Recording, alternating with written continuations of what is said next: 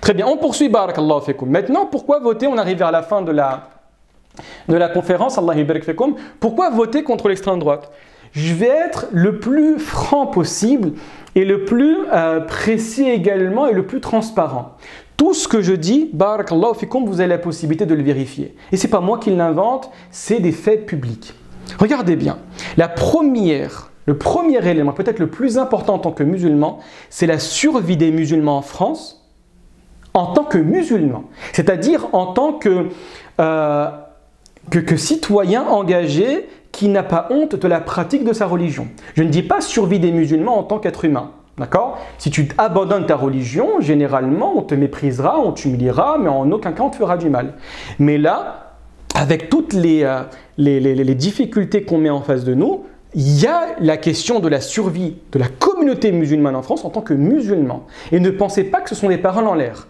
D'accord? Vous avez un très bon livre également qui a été écrit par Hannah Arendt, La banalité du mal, qui a traité cette question-là. Hannah Arendt était une journaliste juive, si mes souvenirs sont bons, elle était juive effectivement, et qui s'est intéressée aux différentes personnes qui ont participé au nazisme après la chute du nazisme. Et elle s'est rendue compte d'une chose, que ces différentes personnes étaient des personnes totalement, alors je ne sais pas si on dit, non je crois que on dit banal, hein, d'accord, simple, mais par contre, puisque la société est tombé dans le nazisme, les gens ont glissé au fur et à mesure dans les pires exactions. D'accord? Et bien c'est exactement ça. Ne pensez pas que les gens, non c'est impossible qu'ils feront cela. Ils le feront. S'ils voient les gens le faire, ils le feront. L'être humain a une fâcheuse tendance à imiter son prochain et à arrêter sa réflexion. D'accord? Donc c'est un parti, je pense que vous le connaissez, fondé sur des idées des individus racistes notoirement reconnus et assumés. Et je vais vous donner quelques exemples qui sont très faciles à répertorier et très faciles, Allah yabarak fi YouTube, d'aller vérifier directement. D'accord? Jean-Marie Le Pen, les Arabes et les vaches. Il va dire, alors devant caméra, c'est même pas en off, il le dira devant la caméra, qu'il a déménagé, qu'il a quitté le 15e arrondissement en prenant ses enfants et en allant vers la campagne parce qu'il préférait que ses enfants voient des vaches plutôt que de voir des Arabes. C'est catastrophique que de dire ça. Vous avez la vidéo, Allah yabarak fikum, hein? D'accord? C'est pas moi qui l'invente. Hein? Et il va le dire devant le journaliste. Il sait que la caméra est là. Et il le dit, oui je le dis et oui je l'assume. Et par la suite, il le dira comme ça. Je l'assume, oui. D'accord? Et c'est pas une boutade. C'est la réalité de ce qu'il dit. Et ne pensez pas que sa fille, que les différentes personnes de la famille Le Pen vont oublier. Combien de proverbes vous avez en français qui évoquent cela, hein? On dit « bon sang ne saurait mentir ». On dit « la caque sent toujours le hareng » également. Hein? Ce sont des proverbes hein, qui disent que « chasse le naturel, il revient au galop hein ». C'est des choses qu'on dit. Les chiens ne font pas des chats. Ah, il y en a plusieurs pour dire que tu ne changes pas. L'être humain, en fonction de son éducation, va toujours avoir des relents, même s'il va tenter, ce de manière extrêmement importante, des fois à s'oublier. Il y a toujours des relents qui vont revenir. D'accord? Allah yabarak fikum. Également, vous avez une famille éduquée dans le racisme pur et dur. Et c'est pas moi qui le lis, c'est la propre mère de Le Pen, Pierrette Le Pen, qui va accorder une interview à Carl Zero et qui va dire, en parlant de ses filles, je crois qu'elle a eu 3 filles, en disant que mes enfants ont été éduqués dans le racisme pur et dur. On appelait Hitler, elle le dit elle-même, hein, on l'appelait Tonton Dolphy. D'accord? C'était voilà, pour rigoler. On appelait son père, ses filles appelaient les Arabes les crouilles. Les bougnoules tout simplement. D'accord? Ça fait rigoler, hein? Mais c'est catastrophique quand même. D'accord? Et ce sont des personnes qui risquent de gouverner la France. D'accord? Donc il y a un visage politique et il y a un off. Et en off, si ceci sort devant les caméras, qu'est-ce qui se dit en off? Allah yabarak fikum. Soyez intelligents. D'accord? Et également, Le Pen est accusé d'avoir torturé des résistants algériens. D'accord? Vous avez également la vidéo et vous avez même des témoignages, Allah yabarak fikum, d'anciens résistants, d'anciens moudjahidines pendant la guerre d'Algérie qui ont effectivement incriminé et accusé Le Pen d'avoir pratiqué la torture. D'accord? Très bien. On avance également. Vous avez une deuxième raison pour voter contre l'extrême droite. Et là, c'est beaucoup plus psychologique que politique. C'est le détournement de ce qu'on appelle des frustrations. Vous avez une loi qui est connue, et je vais vous donner un exemple par la suite, c'est la loi qu'on appelle la frustration-agression. À chaque fois que la personne se sent frustrée, elle a besoin de renverser cette frustration vers plus faible que lui. D'accord? Donc actuellement, les musulmans, il n'y a pas de doute possible sur cette question-là, sont considérés comme des boucs émissaires, et donc sont considérés comme les boucs émissaires des problèmes sociaux qu'on a actuellement en France. Le Covid, je me souviens à l'époque, il disait sur CNews que c'est dû en partie aux musulmans pendant le ramadan parce qu'ils crachent. D'accord? Tous les maux de la société, ce sont les musulmans. D'accord? C'est catastrophique. Et donc, vous avez un très beau livre qui a été écrit. Par contre, je ne le conseille absolument pas à lire tant que la personne n'a pas lu, compris convenablement deux choses. Tout d'abord, la personnalité du prophète, alayhi salatu wa salam. Je vais même en dire trois. La deuxième des choses, la réalité de la vie politique dans une situation où l'État-nation n'existait pas, donc l'état des empires. Et la troisième des choses, avoir lu et écouter la vie du prophète alayhi salatu wa salam pour savoir convenablement qui il est. Ce livre, il s'appelle Le principe de Lucifer. Et c'est un livre qui va s'intéresser aux forces de la nature. Comment cette dernière, nous on croit que c'est Dieu bien évidemment, mais les athées généralement, et Howard Bloom est un athée, considèrent que c'est la nature qui agit au sein de l'histoire et il va tenter d'extraire ce qu'on appelle en arabe des sunan ilahiyya, c'est-à-dire les lois qui vont régir la nature.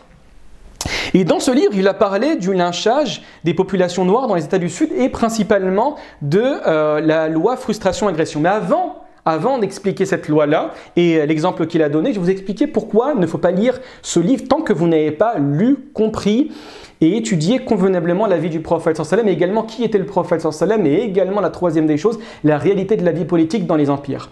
C'est qu'il va avoir un chapitre où il va s'intéresser à cette question, et je crois qu'il l'a même appelé comme ça, est-ce qu'il existe des nations qui sont barbares par nature ? Et bien évidemment, il a parlé de l'islam.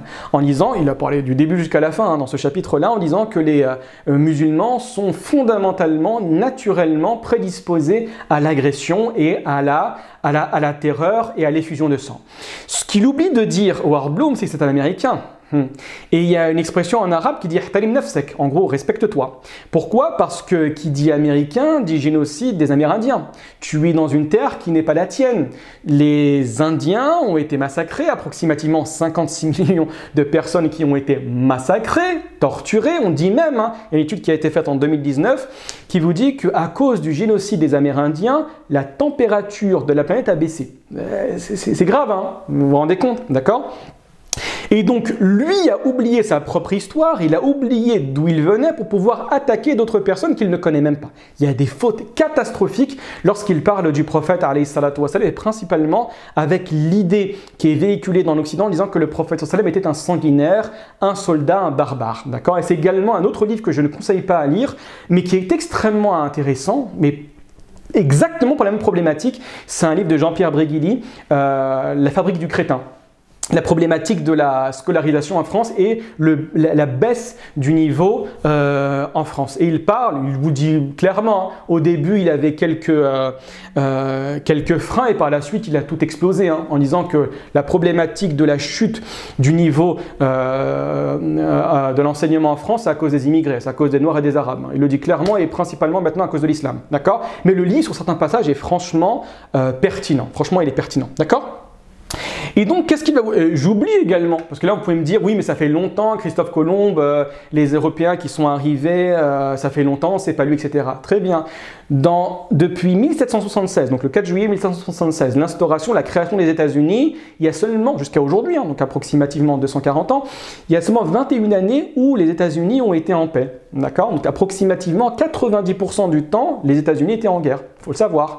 Quand on a posé la question, Allah barik fikum, et vous connaissez tous la réponse, de la guerre des États-Unis contre l'Irak. Quand on a posé la question de l'embargo à Madeleine Albright, qui était la secrétaire d'État des Affaires étrangères, donc l'équivalent du ministre des Affaires étrangères, et quand on lui a posé cette question, est-ce que l'embargo contre irakiens a été un bénéfice, sachant qu'il y a plus de 500 000 enfants, barakallahu fikum. 500 000 enfants.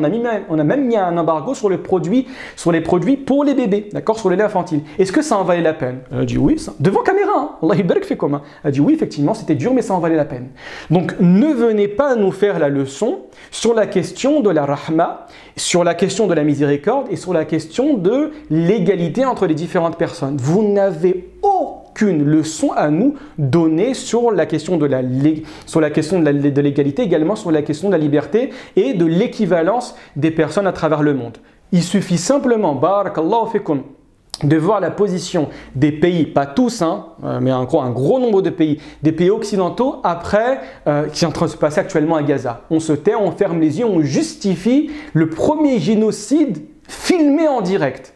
On arrive à dire que ce sont des personnes, des enfants qui l'ont un petit peu cherché. Toute personne qui est à Gaza, ils sont enfermés, ils sont bloqués dans cette enclave, mais ils ont cherché un petit peu. Ces enfants, ils font la comédie. Hein, comme une certaine disait, ah, ça me fait rigoler, la personne qui fait quelques pompes en face de la mer, il prépare son body summer. C'est catastrophique, Wallah il-Azim, de dire ça. Et on va dire effectivement que oui, ces personnes l'ont bien cherché. D'accord? Donc venez pas nous donner des leçons, Allah yibarak fikum, sur la question de la légalité et sur la question également de la dignité de la vie humaine. D'accord? C'est à nous de vous donner des leçons et absolument pas l'inverse. Donc maintenant, qu'est-ce qu'il vous disait par rapport à cette loi sur la frustration-agression? Il vous disait que dans 14 États, alors c'est des universitaires qui ont fait une étude pendant 48 ans, donc quelque chose de sérieux. Dans 14 États du Sud, vous savez que les États du Sud aux États-Unis sont beaucoup plus conservateurs, ils ne sont absolument pas abolitionnistes, hein, d'accord? Ils sont généralement esclavagistes. Et donc il a remarqué qu'il y avait une corrélation entre la chute des prix du coton et ça rimait, en fait, à chaque fois qu'il y avait une chute des prix du coton, il y avait de la frustration qui se créait parce que perte d'emploi, perte d'argent, diminution, humiliation, et il y avait constamment une multiplication des lynchages des Noirs. Vous avez compris ou pas du coup ici? Donc en gros, qu'est-ce qui se passe? Je cherche la population qui est faible au sein d'un État, je suis frustré, je vais libérer mes nerfs, libérer ma violence contre les personnes qui sont perçues comme faibles. Et c'est exactement la même chose avec l'ivrogne. L'ivrogne au travail, il va aller au travail, il va voir le patron, il va baisser la tête. Hein, pour les personnes même des fois qui disent oui, mais rapidement, parce que j'ai fait une vidéo, j'ai eu beaucoup de commentaires de personnes qui me critiquaient par rapport à ça, en disant que l'islam avait interdit l'esclavage, et je l'affirme, hein, que l'islam a interdit l'esclavage, mais il l'interdit de manière raisonnée. Et certains me disent oui, mais tu racontes n'importe quoi, l'islam, le Coran parle de l'esclavage, il y a des esclaves dans le Coran, l'islam n'a absolument pas interdit l'esclavage, etc. Et donc, par la suite, j'ai oublié ce que je voulais dire. Bon, bah, khir, Inch'Allah, j'ai oublié ce que je voulais dire. Khir, Inch'Allah, d'accord, bon, je vais raconter cette histoire. Khir, Inch'Allah. Donc, l'ivrogne et les violences familiales. Donc, qu'est-ce qui va se passer? Ah oui, effectivement, rapidement, pour vous dire, et je me souviens, pour vous dire pourquoi comment on appelle ça? L'esclavage n'a pas été abandonné, toujours présente. Actuellement, gardez bien cela en tête, hein, que le salarié, celui qui va signer un contrat de travail, c'est le seul contrat qui existe au monde, à ma connaissance en tout cas, où il y a l'idée d'une subordination volontaire. Tu vas venir, tu vas signer pour te rabaisser devant quelqu'un. Tu vas lui nettoyer ses toilettes, tu vas balayer chez lui, on va te dire que tu es libre, mais tu es dans la même relation qu'entre le maître et l'esclave. D'accord? Donc c'était une petite parenthèse à ne pas oublier. Donc qu'est-ce que va faire cet individu? Il va aller au travail, il va se faire sermonner par le directeur, il ne va pas répondre. Il va baisser la tête, il va dire « excusez-moi patron ». Il ne va pas arrêter de boire, il ne va pas répondre à son directeur, mais il va être frustré. Qu'est-ce qu'il va faire? Il va arriver à la maison, il va tabasser madame, il va tabasser les enfants. C'est une loi connue, psychologique, que l'on doit comprendre également, qui s'applique aussi bien entre les individus que dans les sociétés. Et actuellement, vous avez un déclassement économique de la France. Ce n'est pas moi qui le dis, c'est Alain Juillet. Alain Juillet est l'ancien directeur des services secrets français. En vous disant qu'approximativement en 2035, la France va être déclassée, elle va arriver dans la 15e, 16e, peut-être 20e place. Elle va être dépassée par des pays comme, elle a déjà été dépassée par l'Inde, des pays comme par exemple l'Indonésie, etc.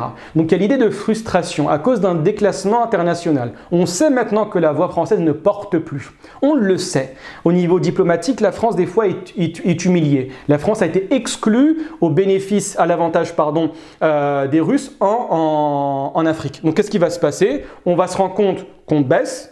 on n'a plus de prestige, qu'est-ce qui va se passer par la suite? On va libérer notre frustration contre les personnes perçues comme les plus faibles, donc principalement les musulmans. Également, la défense des intérêts, nécessité de protéger la communauté musulmane qui reste perçue comme étrangère à la nation. Et c'est vrai. Et c'est vrai, et ça, c'est pas moi qui vais vous l'apprendre, barakallahu fikum. On considère que la musulmanie est un pays, on considère que toi, malgré... Regardez bien, Allah ibarak fikum, hein. La première des choses, moi en tout cas, quand j'allais au travail, alhamdoulilah, maintenant je ne travaille plus dans un environnement où voilà, il y a des musulmans et des non-musulmans. Mais vous avez toujours retrouvé cette question-là. La première question, tu es de quelle origine? D'accord? En fait, au début, tu réponds par habitude, hein. Mais d'un autre côté, en fait, qu'est-ce que sous-entend cette question? Tu viens d'où? Toi, tu n'es pas véritablement français. On sait qu'on n'est pas véritablement français. Mais pourquoi? Dans le sens, on a une origine. Mais on va toujours te faire comprendre que toi, tu n'es pas comme moi. Toi, tu es un petit peu différent. Toi, tu as une histoire qui est totalement différente. Toi, c'est quoi ton bled?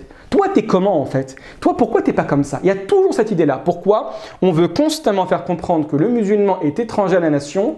Pourquoi? Pour dire qu'il est illégitime. Et en plus d'être illégitime, il est le dernier venu. L'enfant qui a été accueilli, qui a été adopté. Et l'enfant qui est accueilli, qui est adopté est illégitime et donc il doit faire bonne impression. Mais cette bonne impression, elle doit s'éterniser. Et comment tu fais bonne impression? Tu tais. Tu ne parles pas. Tu baisses la tête. Tu fais ce qu'on te demande. Les gens rigolent, toi tu es dans l'autre pièce, à ranger, à balayer. C'est exactement ce qu'on veut. On va le dire, comme j'ai dit, avec des propos maintenant beaucoup plus doux, feutrés, édulcorés qu'on le disait à l'époque. Mais l'intention est la même. Donc, il n'y a aucun mal, barakallahu fikum, à protéger ses intérêts, à défendre nos intérêts. Nous sommes là, et un jour, c'est une conférence que j'avais envie de faire, c'était, je pense, la meilleure phrase que l'on peut dire à des fachos, c'est écoute, que tu m'aimes ou que tu ne m'aimes pas, je m'en fiche complètement. Par contre, tu vas devoir composer avec moi. Il n'y a pas d'autre choix que de composer avec moi. Nous sommes là, nous sommes pas, ce n'est pas nous qui sommes venus dans nos propres pays, qui avons détruit notre propre pays, je suis désolé, mais ce sont vos ancêtres, à vous, si vous voulez parler des origines, qui sommes venus dans nos pays, qui avaient massacré nos ancêtres, qui avaient massacré, détérioré et éliminé, mais pour ne pas dire décimé, nos systèmes éducatifs. Vous avez pillé nos ressources, vous avez massacré nos personnes. Vous savez qu'en Algérie, on a détruit toutes les écoles, on a approximativement, pendant la colonisation, éduqué 10% de la population, on a considéré même la langue arabe comme une langue étrangère. Et après, on vous demande, oui, mais pourquoi il ne parle pas très bien, etc. Vous avez tout massacré, maintenant vous voulez me dire pourquoi vous êtes là. Mais je suis désolé, nos parents sont venus, c'est à cause de vous. Nous sommes des rejetons d'une société dont nous n'avons pas voulu. Dans le sens où nous n'avons, moi personnellement, et je le dis constamment, je pense que le meilleur est que chacun, entre guillemets, reste chez soi avec un certain respect entre les frontières, avec un certain respect entre les différentes nations. Mais nous sommes un accident d'une colonisation et nous allons devoir rester là et nous ne pourrons pas partir. La question de la hijra, de 10 millions de personnes qui quitteraient la France, c'est un rêve, ce sont des vues de l'esprit, ça n'arrivera jamais. Il y a le devoir de composer ici. Et que tu le veuilles ou que tu ne le veuilles pas, il y a quelque chose entre moi et toi qui s'appelle le droit et tu vas devoir respecter ce droit-là. Et comme je respecte ce droit-là, point barre, tu vas composer avec moi, que tu le veuilles ou que tu ne le veuilles pas. Bismillah, on